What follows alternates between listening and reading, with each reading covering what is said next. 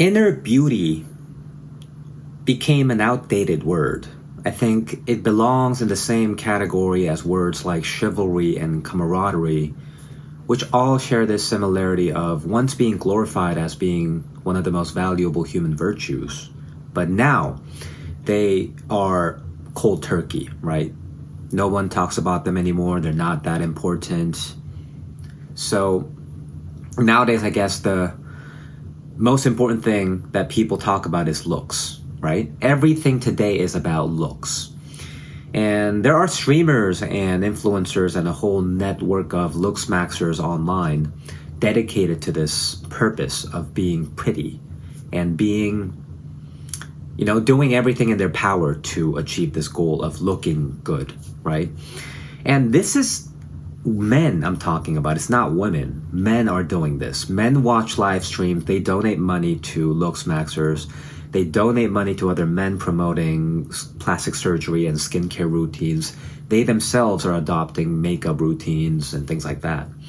And if you think about it, what a turn of events, right? Because prior to all of this, around 5 or 6 years ago, before Looksmaxxing went viral, there were a completely different side on the internet, right? There were hyper-masculine red pill manosphere people fixated on going to the gym, building muscle, becoming rich and being high status and all sorts of stuff.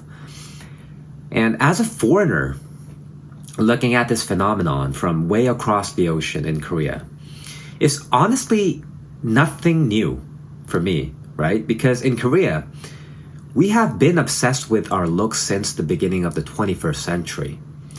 So, in Korea, people still talk about inner beauty here too, but it's just another outdated marketing term like authenticity.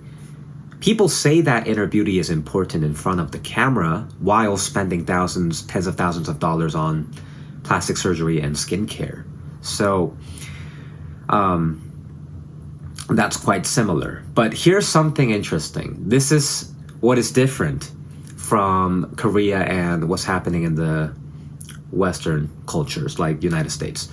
There is a social consensus on one thing here in Korea, and it is that good-looking people cannot publicly admit that they are good-looking.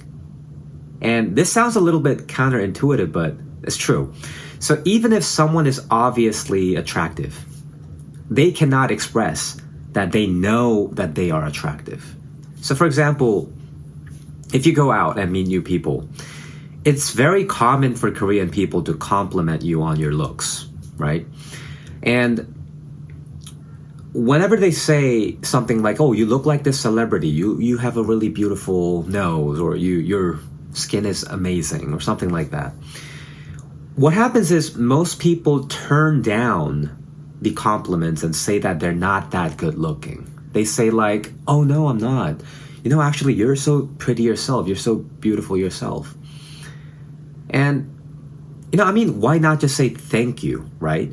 But it's just Korean culture, and we are accustomed to showing humility and modesty through our actions. So we're not really used to taking compliments at face value. So that's why a lot of people turn down compliments. And, things are changing now because, the younger generation is growing up. They're immersed in the internet world. They're becoming a little bit different now. But it still seems a bit awkward to just accept beauty compliments, especially around strangers that you don't really know. So going back to this thing about inner beauty, I've been thinking about how important it is in the modern world.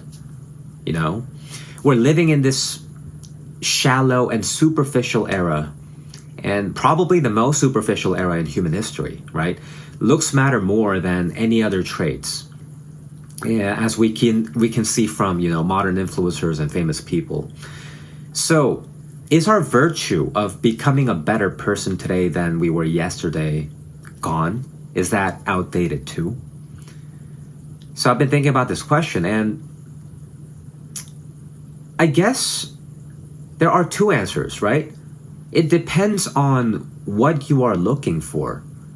So before you ask the question of, is virtue? Is the virtue of becoming a better person outdated?